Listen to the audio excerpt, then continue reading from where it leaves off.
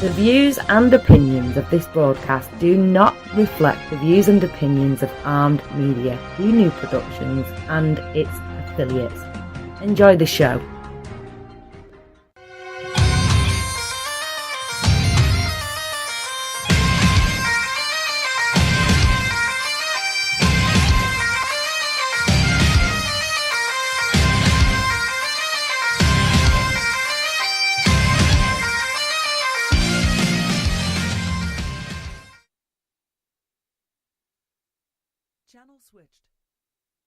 Hey guys, thanks for tuning in. This is Two Beards Talking with Daniel Sanders and Matt Lassiter. Oh man, as we start out with every show, we want to give a big shout out to the troops. You guys are doing a great job. Keep up the good work and come home safe. Everybody's rooting for you back home here. So we're going to get things kicked off here. As always, we're going to start off with our Crybaby of the Week segment. Yeah. We have to do it now. So this one does not involve a celebrity or our favorite congresswoman that we love to make fun of or anything like that. This one is actually, and you know, people are actually going to think of me as a crybaby for this, but I really don't care because this is a pretty serious thing. As most everybody knows, Clemson beat the brakes off Alabama last week in the national championship. It was straight up embarrassing if you were an Alabama fan. Plain and simple. Now, with any athletic rivalry of any kind, there's going to be some jabs made back and forth between the fan base of both teams. 9 times out of 10, it's done in good fun and harmless humor, but every now and then, you have that one asshole who takes things way too far. Case in point, and I'm not going to call the guy out by name on the air. You can go on our Facebook page, Two Beards Talking, and see the post on there. But he was making a comment to one of my fellow Auburn friends, and the comment he made was typical Auburn fan. Bowl game or the end zone. And he didn't I-N, not end, in zone. Well, my friend was not very good at, defending her own, so I had to step up. I responded back to him, said, typical Alabama fan, doesn't have enough of an education to know it's end zone.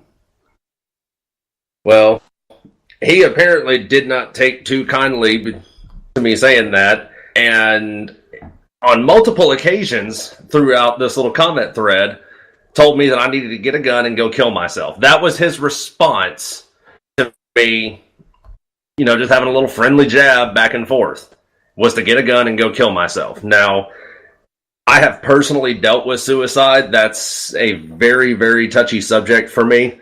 Like I said, some people just take this shit way too far. And yeah, that, like I said, you can go on our Facebook page, you can see the entire comment thread on there. But yeah, so we will refer to him as Bama Bitch Boy. So, Bama Bitch Boy, this one is for you.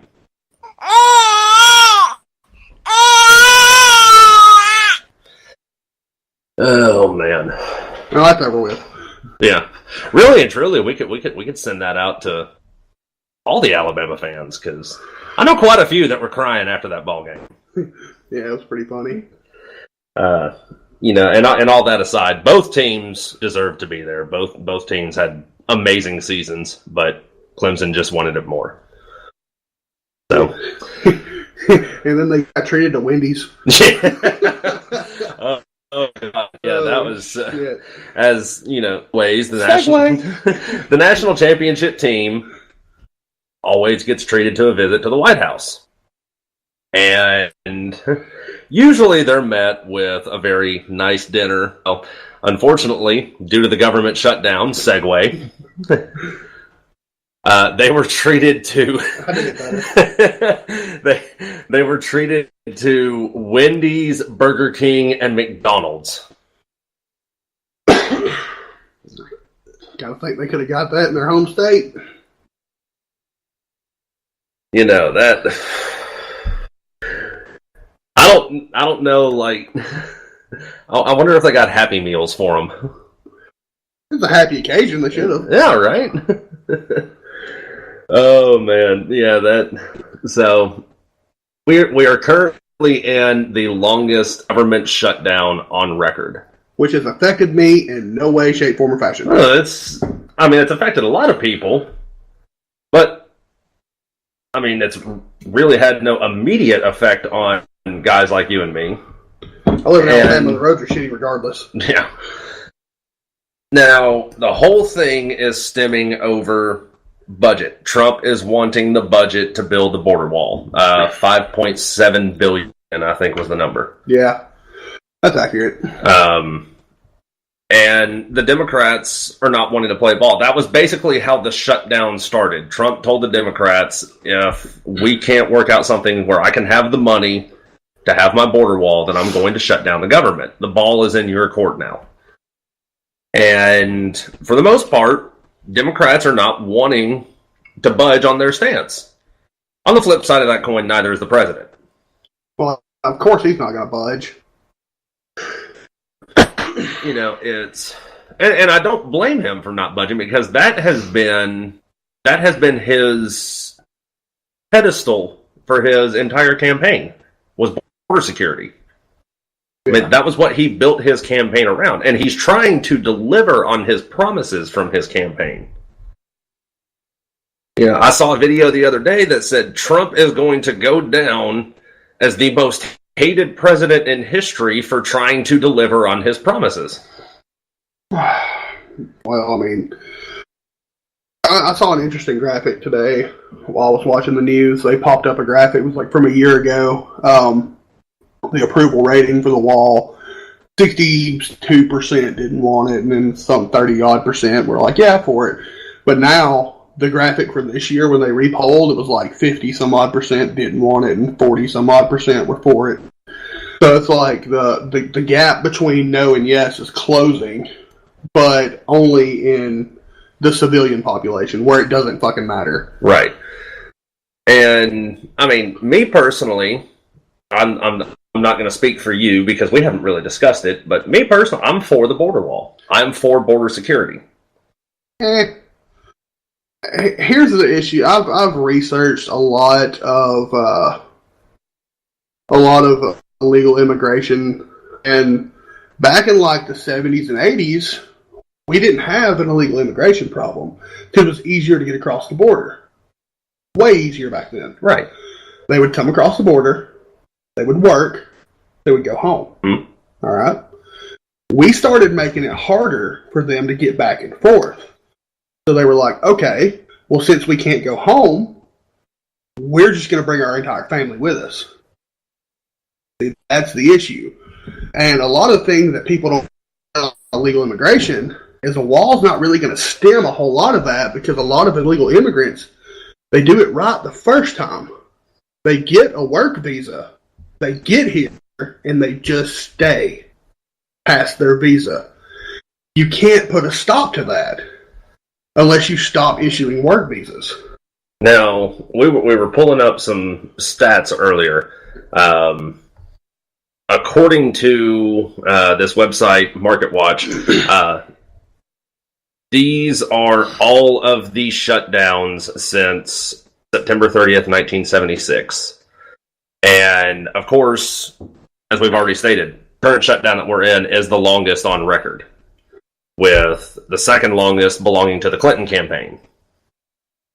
And then the third longest, I think that was Jimmy Carter, 1978. And then the fourth, the Obama administration shutting down the government for all the funding deficits and everything. Obamacare, things like that. So it's not like this is anything new. Obviously, they're making a big deal about it because this is really the first shutdown that has affected government workers as far as their pay is concerned. Yeah.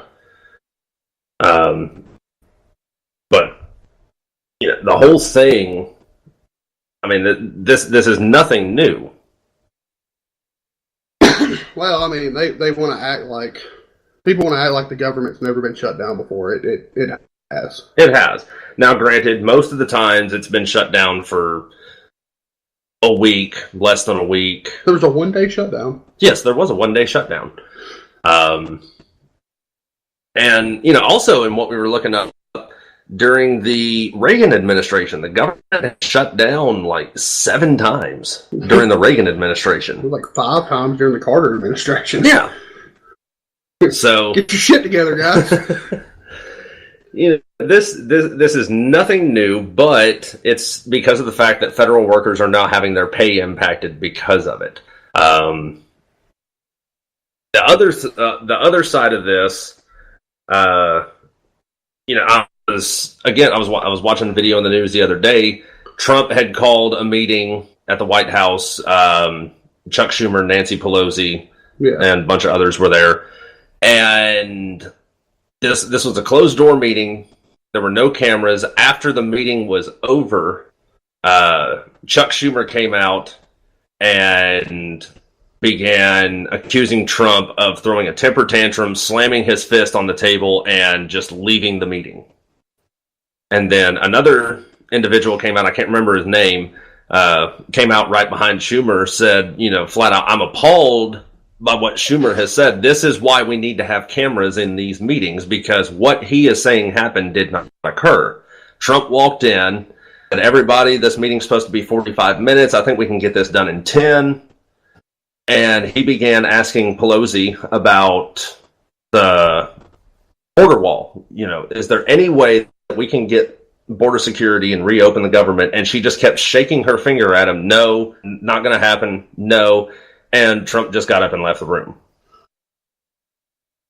Yeah. So we've got 2 different stories of basically the same endgame. Trump just getting up and leaving the meeting. However, one is saying he threw a tantrum, slammed his fist on the table, got angry and left. The other is saying he just got up and walked out. Well, they're going to try to paint Trump in a bad light because he's the enemy right now. Yeah, but as we've already said, the ball is in the Democrats' court. Trump has already told them this is what we need to do to get the government back up and running. And if you're not going to play ball, then it's on you. Well, I finally found that thing I was looking for. I kind of hope this government shutdown goes for 542 days, because then we hold the world record for government shutdowns. Because Belgium did it for 541. Okay. So, if we can get to 542, we got the world record, guys. So, let's just, sorry TSA, you ain't frisking nobody and feeling no nuts today. Now, and this is kind of a this is kind of a scary thought. Trump has even discussed the possibility of using his powers to declare a national emergency.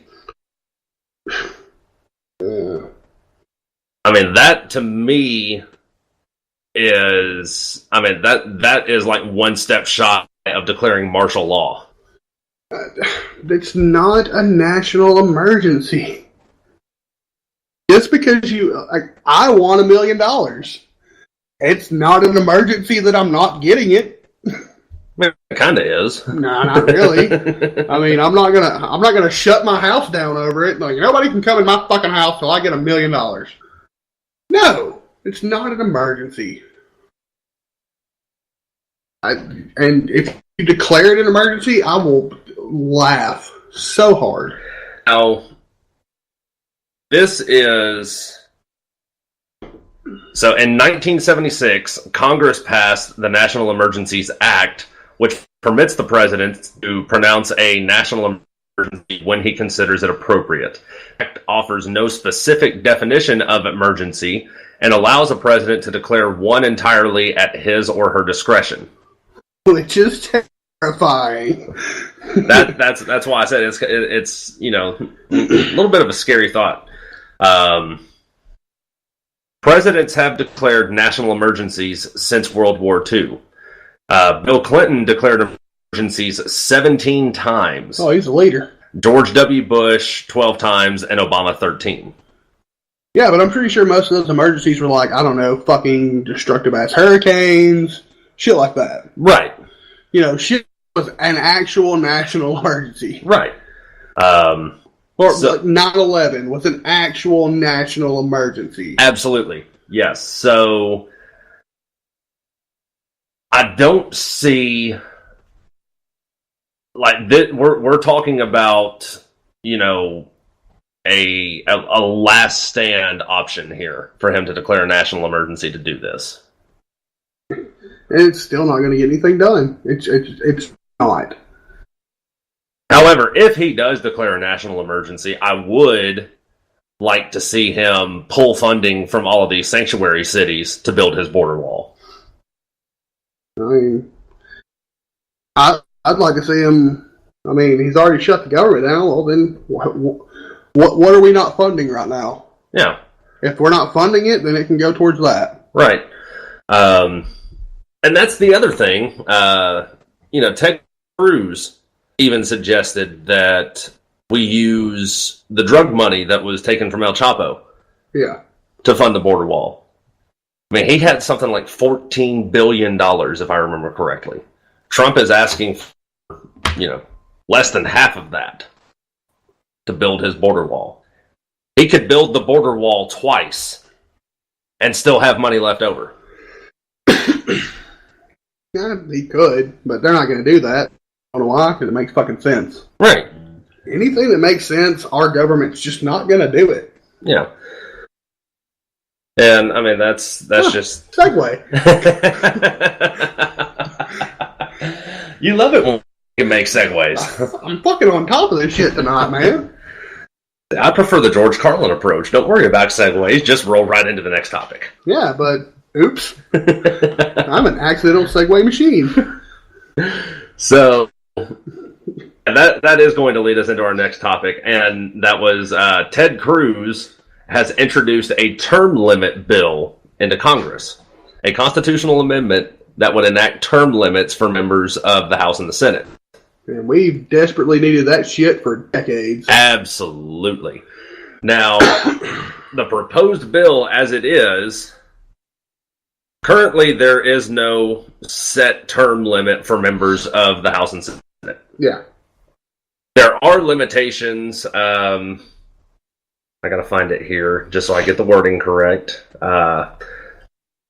Though congressional terms are unlimited, there are limits on individual committees. So a senator can only serve on so many committees, and then that's it. Yeah. But there's no limit to how many times they can be elected to serve in the Senate or the House. What Ted Cruz is proposing is 2 6-year terms for the Senate. Yeah. Which, after his most recent election, would put him on his second term. So, come 2025, done. He can no longer run if the bill passes. For the House of Representatives, it is 3 2-year terms. Yep. So, essentially, a senator could serve 1 term to a representative's 3 terms, and it balances out to the same. That's true. But does it specify that you can only do one or the other? Can you cross over? I would actually have to look at the bill. Because, I mean, then you could do 3 terms as a representative and then do 2 terms as a senator, and then you get 24 years. Well, yeah. 18 years. Yeah, I would have to look at the bill to see what it says. Although I don't think there would be a clause in there because, I mean, somebody could serve as a senator, as a representative, and then as president. Yeah. And I'll even take one. I think there should be a fucking term limit on Supreme Court. Yeah. I wouldn't say 12 years. I would say 15 to 20. Right. But I don't think that Supreme Court should be a lifetime appointment. I agree. It's the only job that is a lifetime appointment. Yeah. I mean, once you get it, you're there. Yeah, so like you said, we have been needing this for a long time. I mean, you got to think about it. Let's look at just like Nancy Pelosi. How long has she been in office? 30 years? I don't know exactly. Look at your top Democrats like Dianne Feinstein, Nancy Pelosi, even some of the Republicans like John McCain. He was in office for a long time. Yeah. Well, what was it? Ted Kennedy. Yeah. He was one of the longest serving politicians in history. Let's see here. I'm looking it up right now to see how long she's been serving. A long time. I'm saying if it's not 30 years, it's close. Let's see here. So looks like looks like she first was elected to the House of Representatives in 1987. Jesus Christ, she's been in office 1 year less than I've been alive. Now, she was chair of the California Democratic Party from February of 1981 to April of 1983. Yes, this woman has spent more time in a political office than I've almost than I've spent on Earth. Yes. She's tied with you. She 87. Yeah. You were born in 87. Yes. She's tied with you. Yeah, that's and that's what Senator Cruz is talking about. You know, these career politicians are not working for the American people. Well, that's even what he was giving an interview with ABC, and this is a direct quote from him. For too long, members of Congress have abused their power and ignored the will of the American people. Term limits on members of Congress offer a solution to the brokenness we see in Washington, D.C. It is long past time for Congress to hold itself accountable. I urge my colleagues to submit this constitutional amendment to the states for speedy ratification.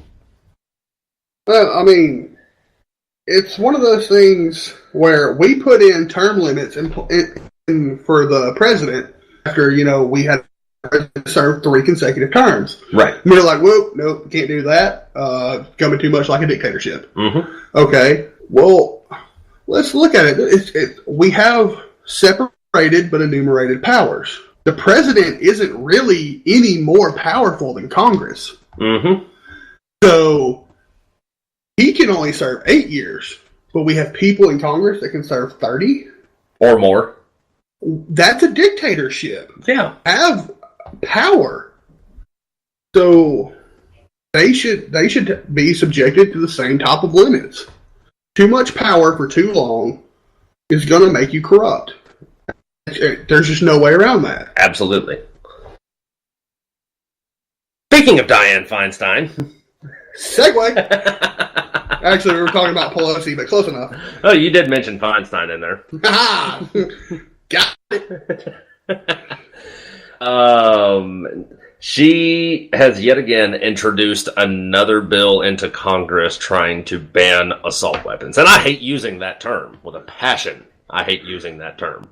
But I never see her introducing any other type of bills. I have never seen her introduce anything other than some sort of ban on assault weapons. Maybe it's because I don't pay attention to her because, she's Dianne Feinstein.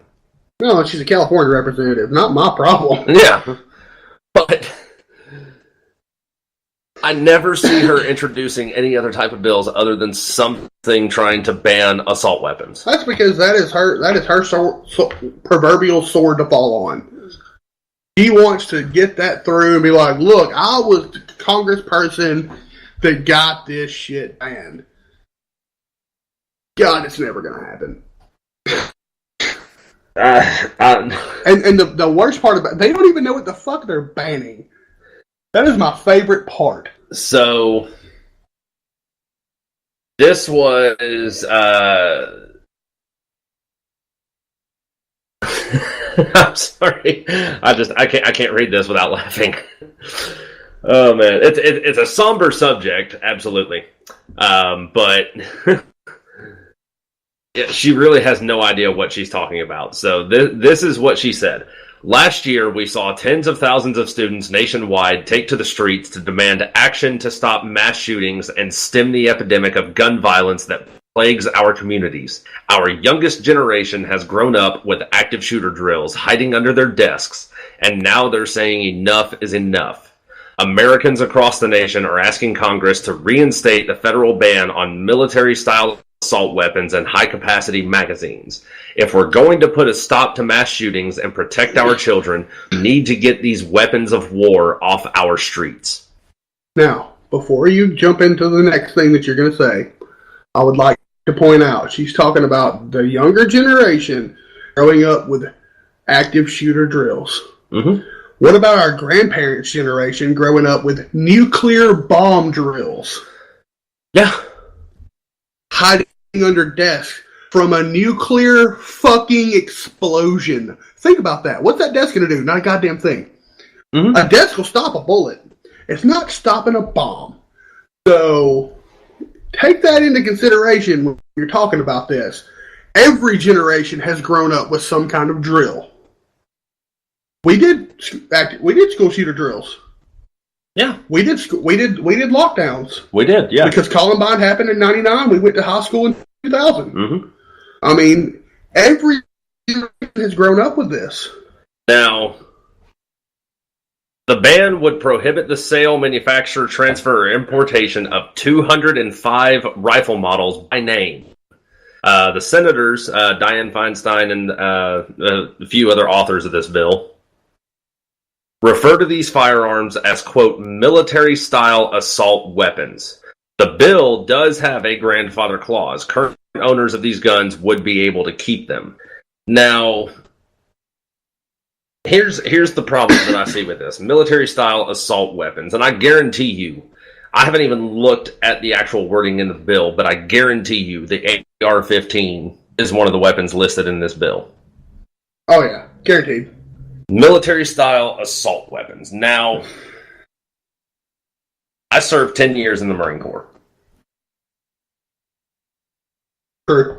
I qualified on the firing range at Parris Island with an M16. M16A2 at that. I then, later on in my service, qualified with the M16A4. I also qualified with the M4 and the M9 Beretta. Oh my God, out of every weapon you just said, only one of them was semi-automatic. Yeah, pretty much. None of the weapons that I qualified with the exception of familiarization firing with the M250 cal, the Mark 19, the M240, and the M249. Fun ones. Yes, those are fun. The M16 and the M4, neither one of those were fully automatic weapons.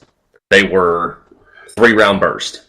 Burst fire. Burst fire weapons, yes. They're not fully automatic. Do they have fully automatic M4s and M16s? You damn right they do. Yes, they do. You just didn't get to touch them. Yeah, no, I never got to play with them. Of course, I mean, fully auto on a weapon like that is really just a waste of ammo. It's a waste of my goddamn money is what the fuck it is. I mean, hell, even with the 3-round burst, that's a waste of ammo. Here's what I have been to the range, and I know how expensive blowing through a magazine is. Yes. It's like $30. Yeah. Every time you blow through a magazine. So, I mean, that's fucking expensive. Now, it goes on, according to Senator Feinstein's Twitter, this legislation considers any rifle that uses a detachable magazine and has a pistol grip, a forward grip, a barrel shroud, a threaded barrel, or a folding or telescoping stock as an assault weapon. You want to itemize this one? Okay, so any rifle that uses a detachable magazine and has a pistol grip. Well, here's the thing about it. A Ruger 1022. Semi-automatic 22 long rifle. Comes in multiple variations. I can get it in a wood stock. Yep. Looks just like a hunting rifle. I've had one in a wood stock. Yeah. Or I can get one with a tactical style synthetic stock with a telescoping butt stock and a pistol grip and an extended magazine and quad rail attachment on the front end to add bipods and flashlights and other cappuccino machines. Yeah, and other tactical accessories. Accessories. Yep, accessories. Yes. But it's still the same weapon. I have had an AR-15, and I put a forward grip on it. Not because... Did I say, hey, I'm going to put this grip on here because it makes my gun more deadly? No. No, I put it on there because it makes it a lot more fucking comfortable to shoot. Because if you've ever grabbed a quad rail without a glove on your hand and pulled the trigger, you know what I'm talking about. Have you ever grabbed the gas block without a glove on your hand after firing with a bump stock? There's this thing called a dick, and you can eat it. You know damn well I have. And for those of you out there that don't know, gas blocks get fucking hot. And they will burn the piss out of you. Oh, man. But yeah, that's... anytime I get into this discussion about this made-up word called assault weapons. Assault is a verb. Or a noun. Oh, really? Yes. Oh, yeah. Well, yeah. Yes. But it is not an adjective. It is not used to describe a noun. Yeah, okay. Anything can be an assault weapon. If you're assaulting someone with it. Yeah, if you assault me with that cigarette in your hand, you have just turned that cigarette into an assault weapon. Exactly. A highly ineffective one. Unless I go for like soft meat, like eyeballs. Yeah. But still, anything can be an assault. I got a hammer. It can become an assault weapon real quick. Right. Ask any nail out there. So, now that right there, detachable magazine and has a pistol grip. We've already discussed the Ruger 1022. A forward grip. We've already discussed that. A barrel shroud. That's my favorite one. I don't know how many of our listeners have seen the video, but there was Tucker Carlson interviewing, I can't even remember her name. She was some Democrat from California who was part of this assault weapons ban back in the early 2000s. But he was interviewing her about the same thing, and he brought up barrel shroud in the legislation. They always do. In the wording. And he asked her, what is a barrel shroud and why should we regulate it? Well, she completely deflected and went off rambling about something else. Well, then he tried to bring her back on point. Yeah, I get that, but what is a barrel shroud and why do we need to regulate it? Well, she tried to deflect again, then he finally asked her, do you know what a barrel shroud is? Well, no, I don't. Oh, okay, that's weird because it's in your legislation here. You're putting this in your legislation, you don't even know what it is. And then she points to her shoulder like she's carrying a slung rifle. And I think it's the thing that goes up like this. And no, it's not. Because for one, unless you're using a 2-point sling, your sling is nowhere near your barrel. Yeah. So, for those of us that are educated enough, we need to educate those who aren't as fortunate. They don't want to hear it. And we need to explain to them that a barrel shroud is a heat shield. And they don't work on AR pistols with 7-inch barrels. They don't do their fucking job. With fire-breathing muzzle brakes. That muzzle brake was ridiculous. Okay, so it carries on a threaded barrel. That's just fucking stupid. I mean, look. First and foremost, what are they calling a threaded barrel? Because, if you want to be technical about it, an AR-15 barrel is threaded at both ends. Yeah. Has to be. So, well, it doesn't have to be. But it is. Are they saying any barrel that has any sort of thread on it?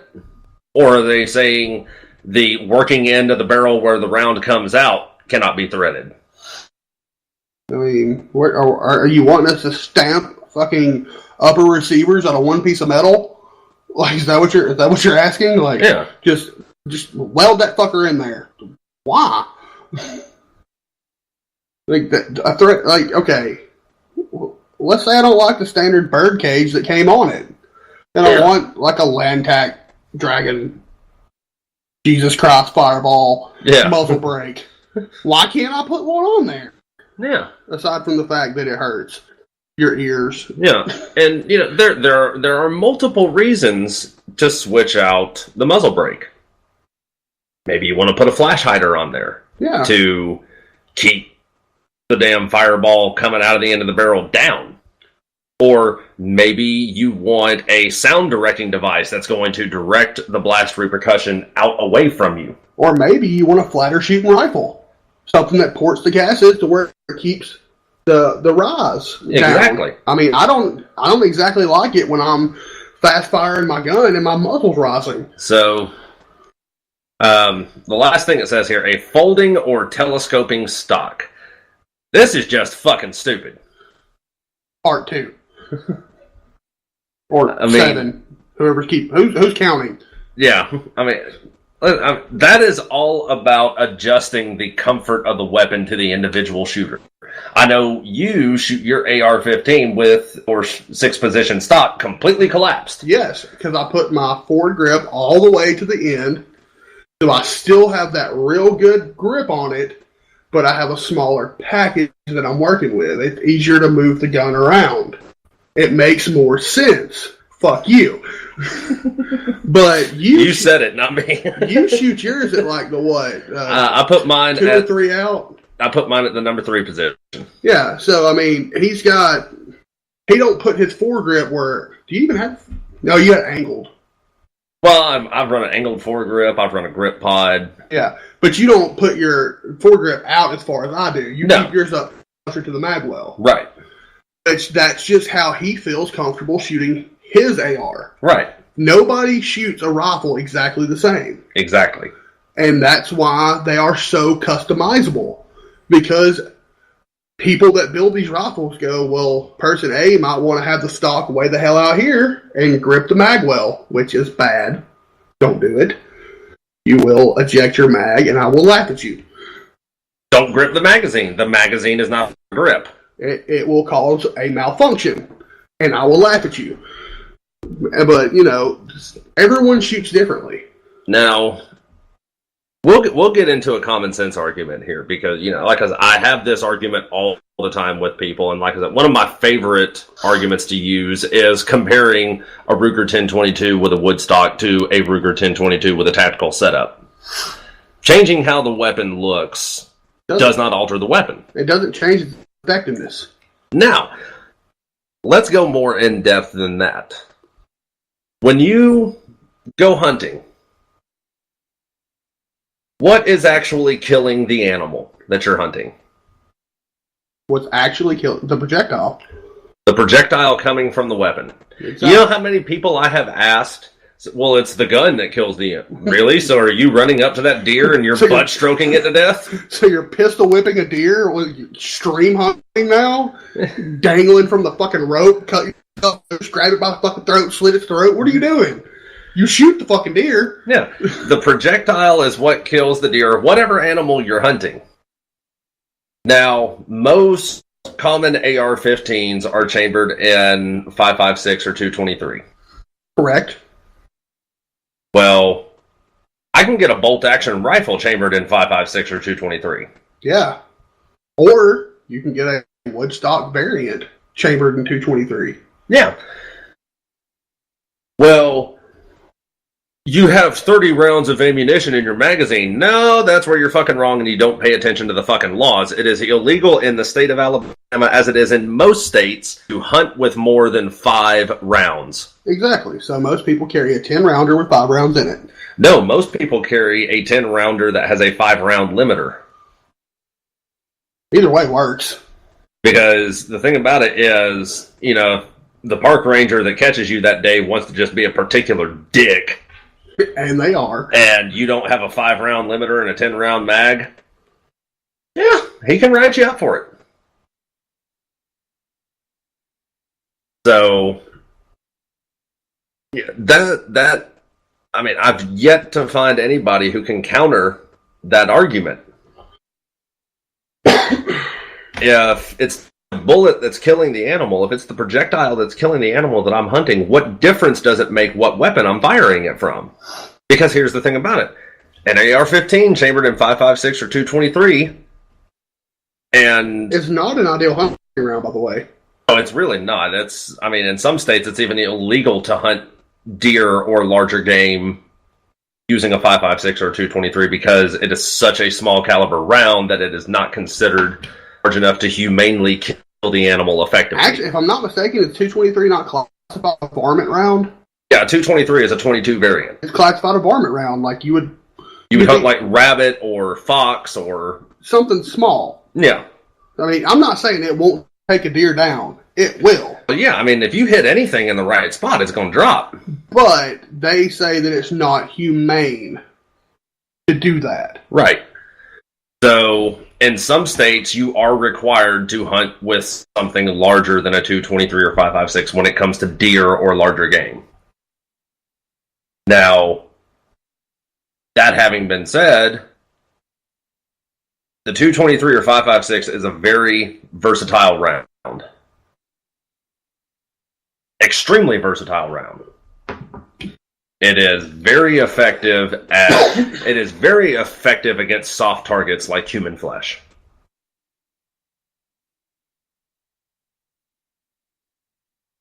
You're looking at me funny. I think that's the point she's trying to make, and you just made it for her, asshole. Well, I mean, a soft target doesn't just include flesh. A soft target is a soft target, whether it's human flesh or animal flesh or anything like that. Again, like I said, the bullet, the projectile doesn't matter. You can use a 22 long rifle, and if you hit them in the right spot, they're going to drop. Plain and simple. That's true. But, again, it's a matter of how the weapon looks does not affect its overall use. What it really boils down to is who is using the weapon. If I am using the weapon, I am either using it for recreational sporting purposes, like target shooting or hunting, or I am using it for home personal defense. I ain't breaking out the AR just yet for personal defense. I got 2 9mm for that. And that's the other thing. It says military-style assault weapons. Well, the AR-15 has never been used in the military. Ever. It has a similar design to weapons used in the military. Yeah. But the AR-15 itself has never been used in the military. They just look cool. Now, I mean, they're not any more effective. Let's take a look at weapons that are used by the military that civilians can purchase and are really not considered to be part of this bill. Remington 870. The Remington 870 shotgun. The master key, as we called it. It will unlock any door. Well, not any door. If it's a steel door, you're not getting through it. The Remington 700. Bolt-action rifle. Great fucking hunting rifle. Oh, absolutely. Great hunting rifle. And a great sniper rifle. I mean, it drops its targets. The M1911 Colt 45. The Beretta M92. The Beretta M92. That's another one that we can own. I mean, how big you want to go? Barrett 50 cal. Yeah. They even have civilian variants of the M249 now. They shoot tanks with that motherfucker, okay? Let's put that into perspective. I've actually never seen anybody shoot a 50 cal at a tank. I mean, hand me one and find me a fucking tank. I did see a kill video. it. I did see a video of a guy telling a story where he was shooting at insurgents behind a wall that were setting up an RPK to take out a platoon of Marines, and he switched over to incendiary rounds and basically turned the brick wall they were hiding behind into a giant shrapnel grenade. I mean, like, there are so many weapons that are actively used in the military that we can own that they never talk about. It's always the scary AR-15. Yep. That's another thing that I remember seeing several years ago during this first assault weapons ban was they were talking about tracer rounds. And one politician got up and actually said, and some of these bullets have a red tip. And this is a heat-seeking projectile. He really said that. It was so she. bad. It was a she. Oh my god, that's horrible. I mean, there's some heat on it, but it ain't gonna follow you. Now, if I can move to the left slightly, I'm not getting hit. You're gonna list lazily to the left? Yeah, I'm just gonna list lazily to the left. It's a very effective strategy, found out from Family Guy. But literally, it doesn't follow you. It's not a goddamn missile. No, it's not. And, like I said, I spent 10 years in the Marine Corps, and my MOS stayed infantry the entire time. Even though I didn't serve with an infantry unit the entire time I was in, I stayed infantry the whole time. So I tried to stay up to date on what new technologies we were using. We ain't got that yet. I did take part in a test program to bring back the Laws rocket. That was cool. I've actually heard that they do have rounds.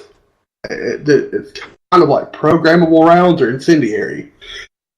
So far before they explode. Yes, you are talking about it was a prototype weapon. I remember. Actually, I did a project on it in high school. It was I think at the time the designation was the XM-27. Yeah, it was something like that. And it was chambered in 5.56, the standard NATO round, and it was also chambered in a 6-round 40mm programmable airburst grenade. Yeah, but those things still aren't heat-seeking. They're programmed by distance, not movement. Yes. Yeah, I've in all my time, and even after I've got that, I've still tried to stay on top of what our new technologies are for the military and everything. I still have not seen anybody come up with a heat-seeking projectile that can be fired from a rifle. Have heat-seeking rockets? Yes, we do. Absolutely. Do we have heat-seeking bullets? No. And they certainly do not have red tips on them. We called those the stormtrooper rounds. Oh god! Because we would do a night fire using the tracers, and it looked like some shit out of Star Wars. You just see the red bullet flying through the air at night. But here's the real test: did y'all miss everything you were shooting at? I mean, it is kind of hard to see a damn target at 300 yards, especially at night. Then it's truly the stormtrooper round. But yeah, there's no round that's heat-seeking. So if you get behind some cover, it's not going to pull Angelina Jolie from Wanted, curve around that motherfucker and hit you in the head. It might go through what you're behind and hit you in the head. But it's not curving around it. I've tried to curve a bullet, can't be done. Yeah, but I mean, to say military-style assault weapons, if you're going to classify them as military-style assault weapons, then you need to list actual military weapons that are on the civilian market. But if you screw me out of getting an 870, I'm going to be pissed. Bolt-action rifles and pump shotguns do not fit their agenda. Well, no. Well, they don't fit the agenda yet. Yes, yet. At this point in time. They're going to get the big scary rifle first. Then they'll come for the bolt actions. And then it'll be the shotguns. And then it'll be small arms. But in actuality, pistols are more dangerous and more concealable than AR-15s. Because they're more concealable. I mean, more people die from pistols. I mean, exponentially more. Do I have, in the state of Alabama, I have the legal right to open carry a firearm. There is no classification as to what I can open carry. So if I wanted to, I could, by my legal right, walk into Walmart carrying an AR-15 after I leave the range. Is it going to cause an uproar? Yes. Is it going to make people uncomfortable? Absolutely. Do I have the legal right to do it? Yes. Am I going to do it? No. Because it's stupid. I mean, I have seen pictures of people open carrying AR-15s, and I think it's stupid. The only time I don't see a problem with people open carrying things like an AR-15 is when you see people marching demonstration for gun rights. You see it all the time, people marching the streets, and they have their rifles slung in a non-threatening manner. More often than not, they're even unloaded with no magazines. That's my issue with the whole open carry thing. Is just because you can doesn't mean you should. Yes. I mean, I could, in theory, open carry a shotgun. Doesn't mean I should. I mean, for one, it's just not practical. Actually, I think the way it's written, it doesn't even specify firearms. I think it just says you can open carry a weapon. Fuck yeah, I'm getting a katana, son. That's what I was going to say. I mean, you could walk in with a freaking Conan the Barbarian broadsword on your back. Nah, I like katanas. I like them Japanese weapons. Or, go freaking Katniss Everdeen and carry a bow and arrow. I have to. I gotta think there's gotta be a law, though, about the arrow not being knocked. Like... Well, I mean, carrying with an arrow knocked is, a threatening gesture. No, carrying with the arrow drawn is a threatening gesture. But, in most states, you have a 3-step rule towards defending yourself. So, I generally, when it's cold, I wear a jacket. I concealed carry. When it's hot, not always, because my pistol is a little bit on the bulky side. And one of mine is. Yeah, and, I don't really want to wear a jacket when it's 115 degrees outside with 1,000% humidity, like we always have in the summer down here. Because Alabama. So, during the summertime, I will open carry. Now, does it paint a target on me? Yes. But... to me, that is the first step in the 3-step rule. I'm carrying a firearm. So that if I'm pushed, I will use it. That's step 1. If you go past step 1, step 2 is I'm going to verbally warn you that if you cross this threshold, there is no turning back. And then if you get to step 3, my gun is drawn, and you're gonna have a bad time. South Park reference. Do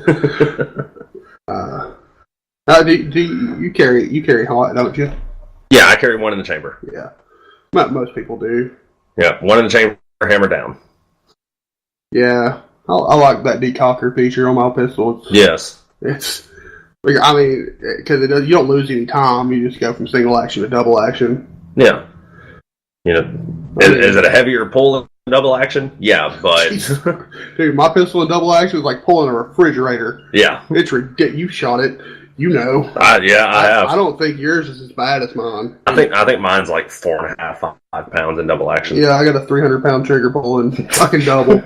Single action's fucking butter. But double action, God. Oh my God. Oh, man. Yeah, I really don't know what is going through this woman's head. You remember how they made Trump go through a psych eval when he first took office? We need to make this woman take a psych eval. It's clockwork. Every time there's a changing of the guard, they try to ram through some fucking gun control legislation.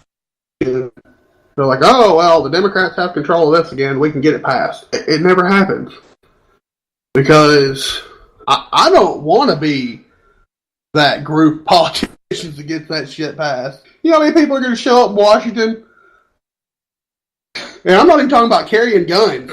But you know how many people are just going to show up in Washington going, excuse me? You're going to do what now? I don't think so. I would be one of those people, but I have to work. Man, everything would be shut down in America if they passed gun control legislation like that. Oh my God. There would be truckers opening their freaking doors, going, "All right, everybody load up in bed, get in the trailer." I just saw this, so I have to read this. Well, we'll have to get to it another time. We're running out of time here, so real quick, again, don't forget to go on our Facebook page, like us, follow us, interact with us. Also follow us on Twitter, and we have a Twitter. Yeah. More often than not, we use it to troll people like Alyssa Milano, which is fun. I enjoy it. But we have a Twitter. Yes, we do have a Twitter, so follow us on there as well. This has been fun. It's been a good show. I enjoyed it. Yeah, so again, big shout out to all the troops out there. I'm still, like I said last time, if I want to do something for y'all, so if y'all would like to receive a care package from us, go on Facebook, leave us a message, let us know how to get in contact with you, and we will throw something together for you guys. Absolutely. So it's been fun. Absolutely. This has been Two Beards Talking. I'm Daniel Sanders. And I'm Matt Lassiter. Thanks for listening, guys.